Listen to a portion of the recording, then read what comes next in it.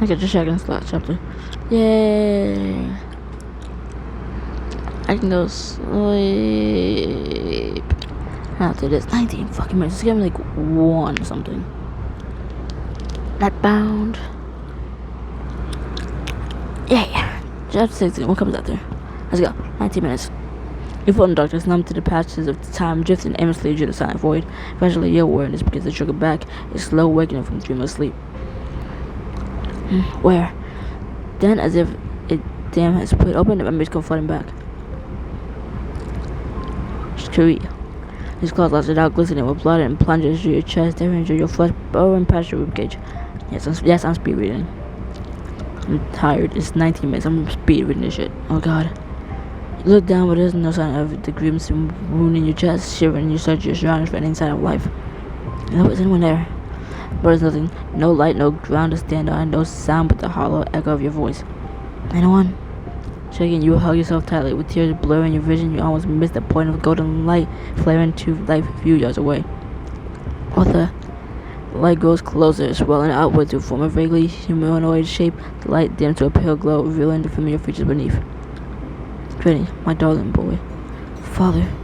Crying out, you rush over to Elric and fling your arms around him. He draws you into a warm, tight hug, his arms reassuringly solid around you. What I would have given to see your face again, under any circumstances but these. I don't understand, are you really dead?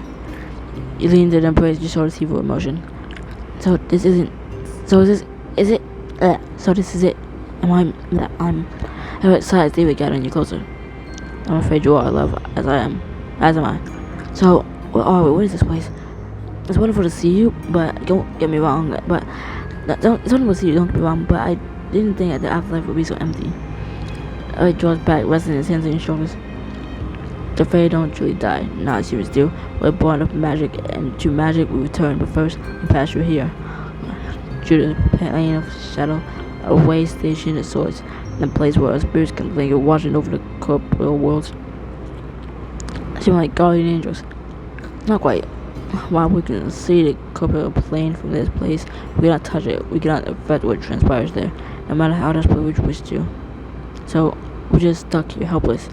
Tears sting your eyes and you cover your face with shaking hands. There's so much I want to do. I feel like I was suddenly begin to know myself, to understand who I could be. It's not fair. I can't believe I'm dead just like that. Alec pulls his hands away from your face and folding them in his. No, not like that. You're a miracle, love. The first half Fae in a long time. Your very existence defies possibilities. What do you mean? I mean that you will be able to do many things that seem impossible. Things that no mortal can, and no pure-blooded Fae. Perhaps even this. Father, what? Before the words can leave your mouth, your joint hands begin to glow with a tremendous golden light. The light sweeps you up, curling around you like a gentle wave, and sends you hurling through the void. Father, wait. No, the word has waited long enough. Eric closes his eyes as the golden light pours out of him, and his form begins to fade away. The golden torrent carries you away faster and faster, the light blazing brighter until you have to shut your eyes against the glare. Thanks for telling me that. With a shivering gasp, you plunge back into your body. Heart pounding against your ribs, you frantically run your hands over your blood-stained clothes, feeling the smooth, unbroken skin of your chest beneath. I'm alive. How is this possible? Shaking, you push yourself to your feet, taking the carnage all around you. The street is a shambles, ravaged, floats flickering erratically, bloody streamers flapping limply in the breeze. The survivors have fled, but lifeless bodies lie scattered amid the rubble. Near the overturned slave float, you glimpse Cal and Catherine help in a battered fur stumble to her feet. He's now lean on me. And you know the chaos, his face stands with both hands lifted, holding a struggling Thomas at bay with blasts of crackling energy. Back, abomination. Behind her, Nick batters Thomas with a barrage of crossbow bolts, which he barely seems to notice. Come on, you bastard, just die already. Thomas hisses, dodging another of the face attacks. Heist. Just, hey, ugly, over here. Tree falls still, every face turns to stare at you, sway unsteadily in your feet. Look. Trinity, but how? This is impossible. Thomas swings his contorted face your way, eyes flaring with bloodlust, anger burns inside of you, along with something else, something new, something bright and electric, something powerful. Hey, Ronnie's too strong. No. Thomas streaks in your direction, and suddenly it seems like you're seeing it all in slow motion. His bloody claws scythe down your friends lunge towards you, and you watch it all with a feeling of calm certainty. I'll tell you I'm stronger. Almost casually, you step to one side. Thomas's claws tear you out the air. Miss me. Crafting, you slam your hand against Thomas's stomach, sending him flying backwards onto one of the shadow floats.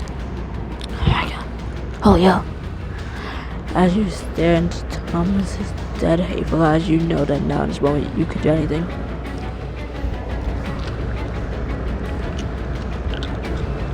Close your eyes and picture the crystalline blade radiating with golden light, colors hiding into being. Come on, you can do this. Then your fingers blade curl around the smooth, glassy warmth of the handle. You open your eyes and see a long slender of the blade of light gleaming in your hand. I've got my mouth, so it's going to be a lot harder to keep doing this, but winding up, you just slash a sizzling wound across Thomas's skeletal chest. I sat up and out his hair blowing my fucking face. Nice. Thomas staggers back, oily blood oozing from the wound as your blade vanishes in the twist of flame. Can't believe he's doing this. Go Vin, take him down. A raging river of power thunders drew you as you wrenched on Thomas, his skin blazing like the sun. He shakes his head, baring pointed teeth in defiance. He lunged forward again, but you were ready for him, raising both glowing fists. Also Kristen. I got your fist into Thomas's face, and then he bellows. And he bellows with helpless, thwarted rage. This is the case. Thomas lashes out with one hook claw, but you dodge easily, and your fist snapping out to shatter his bony elbow. Kira yelling forward, kicking Thomas by the jaw, his shoulder slowly against his grip. This is my foggy son of a bitch. Finish him. Finish him. Driven by the low, insistent whisper of an instinct, you plunge into your hand and Thomas's chest. As the flesh parts around your hand, the world receives you, leaving you immersed in a dark, malevolent churn of deathly magic. I know Thomas, so as the magic roar permeates your mind, you can smell the coppery, reek of blood and feel with icy, unyielding press of graveyard soil. The blood it feels like death, but beyond the bleak, oppressive miasma of death, you sense the silver wisp of life, the faint glimmer of Thomas's human soul. Thomas Southie's burn hell. If I remember correctly, you're pretty big on guns, aren't you? Scourging and purging too, right? Happy life beyond this, even every bastard. Clench your fist inside his chest, gathering all your power inside you. I'll be ready to burn. Make a white, bright, blinding rivers of it, but the kind I would just to break you free from the plane of shadow. The amber grows brighter, blazing so bright and your strip gauge fills with glinter. Light intensifies into your brilliant, blinding glare like a supernova bursting inside Thomas's chest. And then his body simply melts away around it into an inky waste of shadow that disperses into the night. The battle leads you in a rush of light over sea and tide. Reeling, you lurched forward onto your knees and your hands are still inky with Thomas's blood. Holy wow. Then when you realize that emotions rising all around you, blink and you look up to see Nick's bloody grin in the face. Holy hell, that was one for the ages. He is still ringing. Captain Rivera and Calf around you, their faces shine like with triumph. Congratulations, Finny.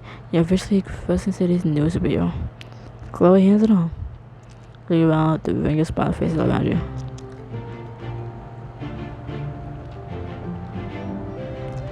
You reach out to the captain who pulls you up and steps neatly into your arms beneath the tank of blood and still you smell familiar perfume. I would prefer not making it higher not being rescued, I'd have to say. She draws back a little, one corner of her mouth turned up, and slightly runs one knuckle along your cheekbone. The fine deaf and notice the stage is sweeping 11th hour of rescue, impressive on the response. I'm glad you approved. I wouldn't mind. I'm only saying it at all because you are and I. As her face glows somber and her dark luminous eyes just crossing between yours. How you so what Vinny? You were. I saw what he did to you. There's not coming back from that. It was our work. He saved me, sent me back to the mouth, said it was things I needed to do. Around here, there's always something. Suddenly you step back when your hands go at your face. I don't know all of you, but Donnie really took a lot out of me. I feel like I got hit by a truck. I mean, 5 trucks. Nick nudged, rested in the rest. Raise your hand on your shoulder. Let's get you home. You're in a good long rest. After a night of deep, restorative sleep, you and your friends gather at the graveyard shift before you catch your flight home. I don't live here. The only television in the bar, an ancient black and white set with rabbit ear antenna. He's broadcasting coverage of the attack. Gas leak? Seriously? They claim gas could cause mass hallucinations at factory level 8 blocks. That's such a cliche. This is used from like every movie ever made. I mean, who would buy that? No one is a better person. The vast majority of people are experts at burying their heads in the sand. The average citizen will love to believe there's nothing scary in the back, and the big bad world at the end of the gas leak. And that's the truth. Standard procedure, mobile control. Harry scoots her stool close to the doors, her eyes gleaming with curiosity. Okay, so run by me again. You died, came back via Elric's last magical act, which I didn't even think could be a posthumous thing. Yeah, that all sounds about right, but then you stuck your hand out his chest, which, by the way, is truly gross and awesome. Come draws his forehead onto Scott's arms, growing it into the white top. Ravi would ease up. He doesn't want to give you a play-by-play of that night he died, especially now on his last day with us. What would we ever do without you to teach us confidence in the ground? Well, on the rise, our was about to reply, which is by 3 sharp raps in the door. Could that be? Everyone who should be here is already. As our flies open and a familiar figure sweeps in, veils blowing in an intangible wind. That might find you, Tiffany, a company of my dearest gathering of misfits. Hello to you too. She lies closer to you and your skin prickles out in the candy of always emitting from her chest and tearing her face. I come to thanks. You did what I myself cannot. You cruel and evil. I meant to gnaw this world down to its bones. But how did I do it? The magic was so beyond anything I've ever been able to do before. Or since, for that matter. This was our final gift to you. As he left this world behind, he imbued you with the last of his power, enough to show your victory. But even Eldritch couldn't do something like this outside of the Fate realm. So did I. Fate looks at you for a long moment. Our eyes seem to bore straight to you. You still don't know your own introduced son of 2 realms. You not feel the sheer force of what you are. Can I feel it? Yes. Think of the too much power you felt when you killed Thomas. The surge of oceans lie inside you. I do. I mean, I don't feel it right this second, but I remember how strong it was. Of course you do. Such a birthright cannot be cast asunder. You slump back against the bar, overwhelmed, catches your eye and scrapes his chair forward. It's not about the fate. Leave fate. I don't mean to butt in. You were my favorite with your boldness against the beast treacherous son. Do not test it by appeasing where you do not belong. I'm just asking that you tell playing Lady Fate. Fate has been through a lot. He just wants to understand who he is. Fate holds his eyes for a long moment, then gives a brisk, imperious nod turning to you. What you are is a rare child. For many centuries, the 2 races were thought to be incompatible. The magic of the Fate realm is wild and lovely as a gale. It saturates every corner of the world, able to be seized and shaped at a whim by such ethereal beings out of force from the earth. They can draw some power from their own realm, but cannot access the deep power that permeates this world. But someone was half human and half fae. Precisely, the allows you to access the power of both worlds using them in concert. This is what you did last night. Using human magic with fae, you were able to access powers previously unknown. That's amazing. You know, at least at the thought of a lot of power rushing to your fingertips. That much power? I can do anything. It's just hard to believe. I'm just me, and I haven't even done anything since the battle. The power I gave you has faded, but your own powers are only just beginning to grow or to mature. You can do great good with this power, or bring about terrible darkness. Uncertainly, it surges up inside you, attention on the mission of icy appreciation and breath of anticipation. But what will it be? Can you see it? It's secretive, serpentine smile flits across the face lips. You would like to tell me anything? Wordlessly, the fate turns back to the door, leaving the bar with a final unreadable glance that casts over her shoulder. And touches typical tight lip to the end. Yes, think maybe she just does the opaque thing because it's fun. Not even surprised. This one sly lady. She does have a very particular flair. You all gaze at the door, mystified with a bright, silvery think, and bursts into silence. You glance cautiously over at Garrett, who's resting his cheek in one hand and ringing a dainty bell with the other. Listen, time immortals, I'm off to sleep, perchance to dream, as they say. Your phone buzzes in and out, and you pull it out to see a new message from Kristen. Hey, I'm all packed up. You ready to leave? Catch your eye, knowingly tipping you a little wink. I believe our dear friend has a plane to catch, unless that is, he has some other adventure in mind. Taking a deep breath, you look around the familiar faces gathered around the boy top, prepared to say goodbye for one last time, but you can't wondering, what if you didn't? Do I really want to go? Just a side out the short end, we leave the world, the night beyond, and turn to young life. You stay inside a new adventure, something special.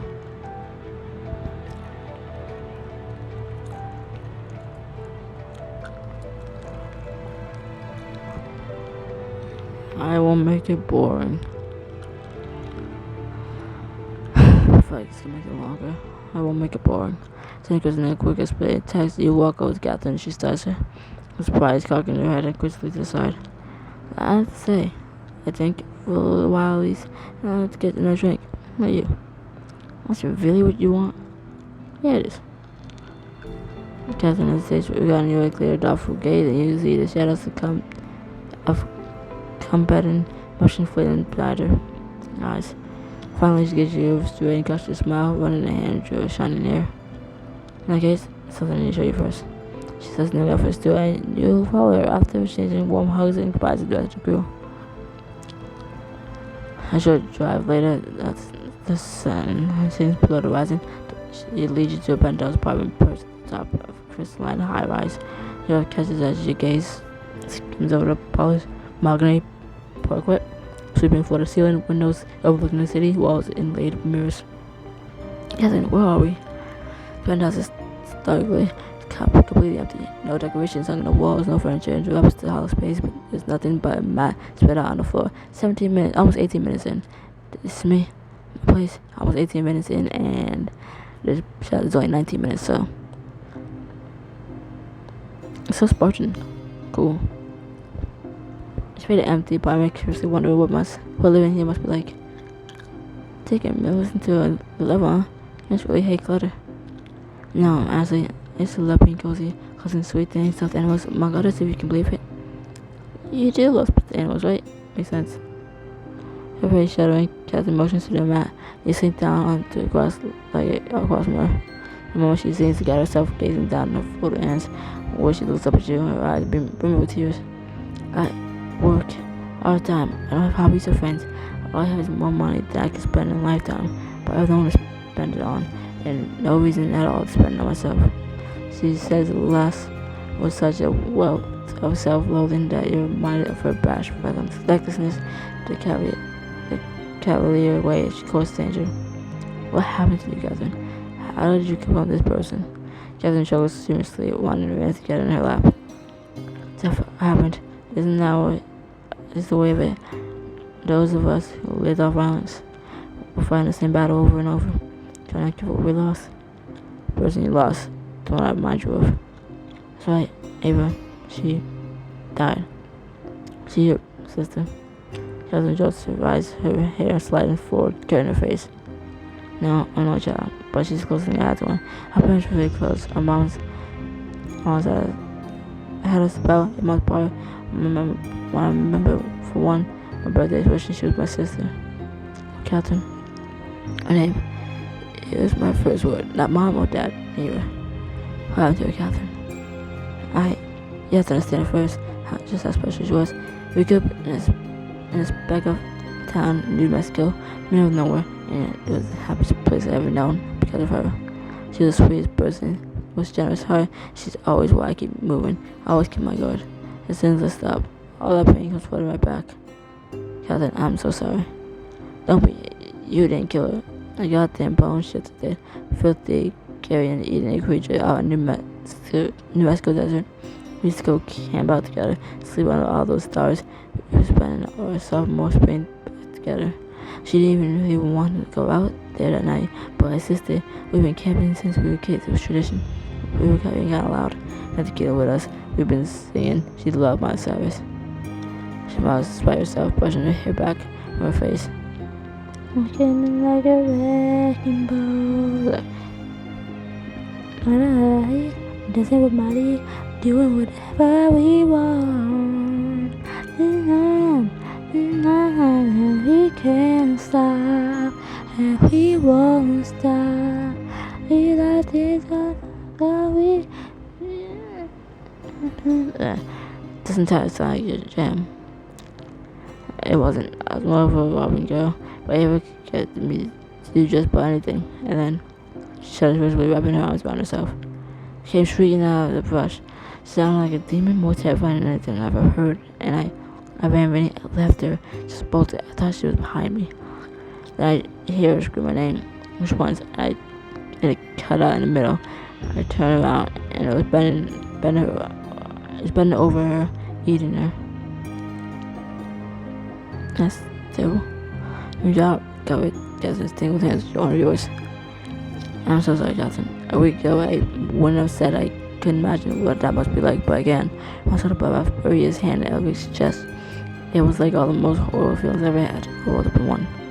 Rage, relief, shock, horror, devastation, just ripping through me like a storm. Hey, yes, it's exactly like that. I don't know how I drove myself home. I was crying so hard I could barely see. Nobody believed me to just kill my monster. My parents not hurt. They thought I was drunk, hysterical, that it had just been a rabbit, coyote or something. God, how awful. The worst part was her parents forgave me. They wanted me to speak at a funeral. All I could do was revenge. I wanted that thing to die in agony the way she had died. So I left school, abandoned everything, submerged myself in the lore. I didn't even know how I existed back then, but I made myself into one anyway. And you killed it? Oh yes, I tell myself to use seeing them in action. They're vicious, designed to inflict pain as much as kill. I camped down in the desert for days, looked and wait for it. Killing it was like pure electricity, the most alive I ever felt since Ava died. Then it was over. And I was standing above his body, and I felt nothing at all. Catherine, weapon after. My parents had to tell me by then. My old life was no longer a viable option. But why would they do that? I can't blame them, not Terry. They signed up for a different kind of daughter. They were both doctors. My mom was a neurosurgeon, my dad was a psychiatrist. It broke him that he couldn't understand or get through to me. I was pre-married in college, all set to follow in their footsteps. And when I gave it all up, what seemed like a delusion to them, they would destroy myself, and they just couldn't bear to watch anymore. So what did you do? I made my way here. I had all the skills for night hunting, and there's no storage appliance if you know where to look. This imbalance of life I built seems as good as any. I suppose I thought this was all I ever have. She lifts her gaze and the charge limitless intensity of her eyes leads you to cold. Say about you, never so much I want to be real again, much I want you. An electric silence gathers around you, and Catherine thinks well about the inside of her lip. What? Oh my god! You took to the last fucking chapter for something like this to fucking happen. Oh my god. Reach for Catherine as she moves fluidly across the mat towards you. She slides quickly onto your lap, draping the arms around your neck. Yeah, but Catherine, all of me. And you have me ready? I thought I'd be empty, cold, forever, trapped in this purgatory, but I don't feel empty anymore. Let's curve into a breathtakingly sweet smile, and her eyes flash wicked. You close the distance between you, capturing her mouth with yours. Her arms wound around your neck, her hair was tracing your skin, sending tingles woven down your spine. How do you feel now? I feel like fire. Lean forward again and lose yourself in the blistering heat of the kiss. Catherine's silken hair sliding over your face, the big gilling scent of her perfume. You finally draw back out of breath. Catherine playfully runs her finger along the inside of your collar. What are you thinking about? Oh, not much. What's that? I think I'm in love with you. Oh, you think so? Yeah. Seems pretty lucky at this moment. Catherine laughs, leaning in to nudge the side of your neck. Funny, I think that maybe I'm in love with you too. That's good to know. Now, what do you have any? What's our future hold? Other than making you happy, you mean? Because I expect that to be a pretty full-time undertaking. In the event that you have time left over to do something else, what would it be? Oh, well, point Catherine closer, you look over the rooftops of New Orleans, thinking of the nightmares and sweet dreams winding among them. Think you use a partner? 1 year later. It's early in the morning, long before the shift opens and garments bustling around by the bar. Maybe a little splashment? No, it's obvious. Humming cheerfully, delicately lifts a small frost-rimmed bottle from the top shelf. Ooh, that's in the glass. That sounds perfect. Final carriage walks out of the back room and seeing Tom walks over leaning on the bar. While he watches as the outlaws comes struggles to uncork the tiny bottle with the no side store. Fingers. Do you require assistance? Yeah. Jumps nearly dropping a bottle on the floor. He quickly fumbles it onto the counter and takes a step back. Girls, I think you being so early. I found myself with an overabundance of food this morning, and it seems I shouldn't waste it. But what are you trying to run back there? That's it, addiction. No, I just, you mentioned that you're having trouble coming up in the drink special for this week, so Shelly picks up a mug-sized blast cauldron and sets it in front of Garrus. I got Mountain Dew. You're pretty. Garrus holds the cauldron in one fine bone and sniffing the pale turquoise fountain with interest. Fascinating. He swirls the contents to lighter color, takes a cautious sip, and quickly cuts the cauldron back down. Oh no. You don't like it? Come, if you ever give it a touch of flipsy, I would eventually tell him this magic line, but tell him why you don't. Oh. Tom pulls and Garrus reaches out to give him an affectionate pat on the shoulder. That was a good idea. I said I didn't learn all of this one in a day. Hey, why don't I make you something? Alright, thank you, Garrus. Garrus' shoes come out from behind the bar and starts mixing bike coils and peers in his hot glass. Colm leans against the bar sandwichfully as he watches his hands on fade work. Ivory and Lux stand at a large marble top table in the library, where his bare hands are flat on the table top, ringed with intricate patterns drawn on charcoal. So, what was now? Ivory checks her mouth to make sure she's not about to blow us all in tiny pieces. What? I don't see new spell. Oh, I do. I know all 4 of the spells we jury-rig together like a garbage can go guard. What I don't know for certain is exactly how to interact. That's the problem. That's what the profession I'm for. No, my supplier has a very good reputation in this business. It'll probably be fine. It should work, but there's a slight chance it all goes boom in a big way. You're still in. Vera's jaw clenches and she nods. Do it. Ari nods, looks down at the bag tome and the vans and speaks a few words in a strange musical language. Suddenly, all the air in the room sounds like a plucked string. Mugs and Vera's hands begin to smoke, glowing red hot. Sure. Luckily for Vera, just as the lower marks flash blonde and white. Ow. When the light fades a moment later, the marks are all gone. Marks are gone from Vera's hand, then the air is still. Damn, that was something. Are you right? I think so. I think they did work. I'll wait to find out. Luck holds his upper hand trembling, and Vera reaches out with her pointing finger and taps the center of his palm. Did it? Vera, I didn't feel anything. Oh crap, I can't believe that worked. I thought we were all gonna be smears on the wall by now. Oh, and what happened to it? It'll probably be fine. It was fine. See, probabilities, mobility. I can't believe it. Vera clasps Luck's hands in hers. He smiles back, but then flinches. That stings. Whoa, did I not get all of it? So it seems. It's not terrible. More like holding my hands out over hot fire. Oh, so it wasn't the gear. Crestfallen and Vera tries to pull away, but Luck holds on, pressing her hand between his until she meets his eyes. Perhaps not, but let's start. Cal sits on the front steps of his cabin. humming quietly to himself as the alley whittles a scrap of walnut into the shape of a scorned bird. The low rumble of an engine rises over the brassy buzz of cicadas, growing steadily louder. Gal looks his head to listen but doesn't look up. Moss Green Big truck rolls up the dirt road and parks in front of the cabin. A second later, the driver pops up in the door and spooky comes out. Anthony, what? Not there, yeah. Tall, muscular woman strolls casually forward, looking around at the modest yard full of flowering shrubs and vegetable plants. I says, what you got here? We were excluded. Yeah, well, it's nice to be somewhat quiet. Keeps too many unwelcome visitors stopping by. David stops a few paces away, crossing her muscular arms over her chest. You probably not your back. Alpha isn't a welcome visitor. First, nobody said you won't welcome here. As long as you're not looking to start trouble. But secondly, I might offer it. I told you. And I told all those young punks you sent out here to take down. I'm done with the pack. You think I see step on the screen door, swings open, and Donnie steps out onto the porch. There's a whole bad bottom on you, bro. Davis now is taking a step forward, but Cal holds up his paladin end. But I don't know what I said. I goes Donnie. You sure she can be here to try to kill you like the others? If she tries anything, I'll cross my heart. Donnie nods reluctantly, gives one more glare at David before stepping back inside.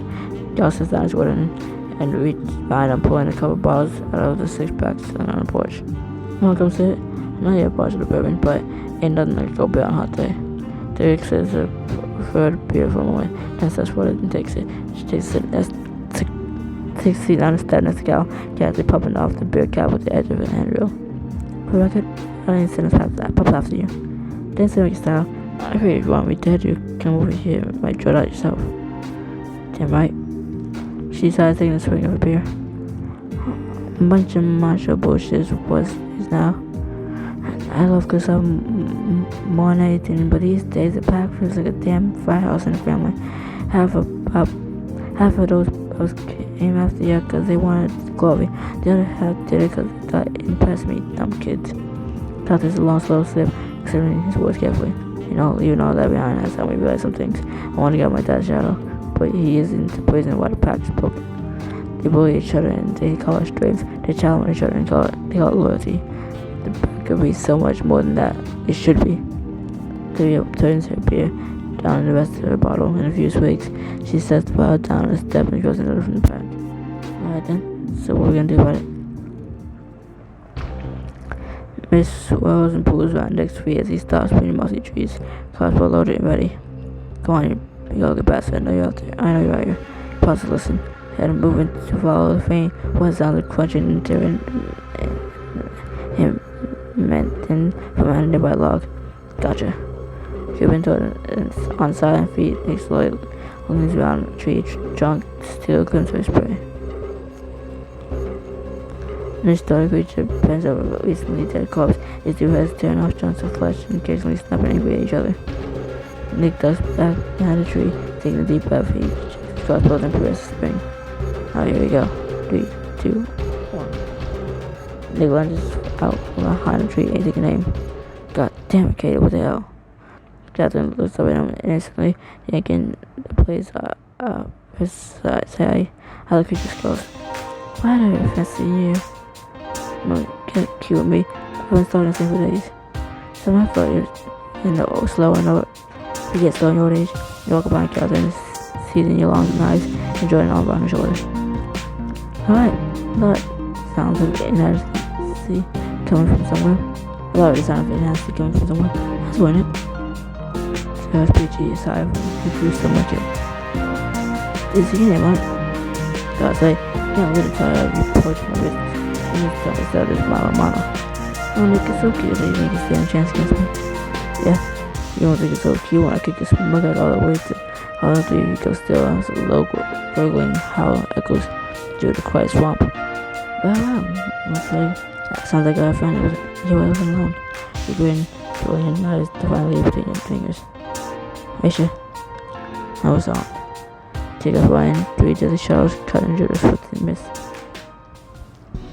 And then, a little while later, you walk the pathway toward the Elk Cathedral, hands clasped at your sides. You didn't ready. Deep breath. Beside you, Kathleen left one arm around you, giving your shoulder a squeeze. So, flying back here, and ready for this? That's not here, but I think it's time. Kellen gives you a squeeze, kissing inside of your head. Finally, it's gonna be fine. And I'll be right here with you. Right there with you. I know, thank you. The guard emerges from the shadows as you approach. You give him a nervous smile. Hey. I know it's been a while, but I remember. He bows deeply, stepping inside just as it gets your door. Welcome home, son of Lauren. You find later to sit in the drawing room waiting writing on a ledger. Well, don't talk to her. You knock swallowing hard and walk toward the sound of your footsteps. She looks up from her work. Really? She goes aside the little dash note to wrap you in a warm hug. You lean into her embrace, closing your eyes and breathing her sweet pea perfume. I'm sorry I was away for so long. After everything, I need some time. Do not apologize for my darling. I understand the need for solitude in the midst of grief. This is my greatest love. This is my son. I can hardly bear to speak to him myself once. Squeezes you tight, then draws back to hold you at arm's length. She smiles, her eyes shining with tears. I see you now. It is like the sun shining upon my heart. I missed you. I missed you too. I missed knowing. Tonight, Margaret aspires to gardens. I want to come back sooner, but it's just too hard. I understand, love.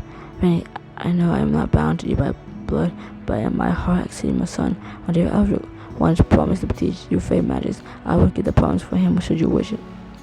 Will you teach me how to make a campfire? Let's out a surprise laugh, giving your cheek a little pinch. I have no doubt you'll be able to do so in time, but let's begin with the basics. Stands and traces of glowing portal which opens up into the starry field of the Wayfound. Come, there's so much to discover. This is such to the portal, but you hesitate for a moment, like we're on the border between your two worlds. And so Catherine and she now smiling. Just don't be gone too long. I'm going to take on that swamp go myself. Don't you dare. Alright then, I guess this is it. Take a deep breath, you walk through the shining portal and towards your future.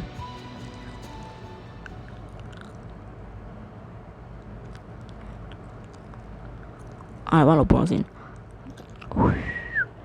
Because that'd be longer than what I said it was.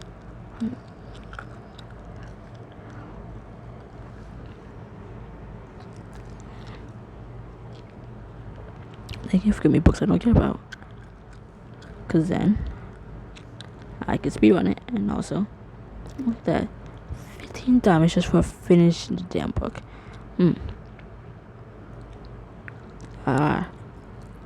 Well, if it wasn't like 1 in the fucking morning, I would continue reading this book, but it's like almost 1:30 in the fucking morning.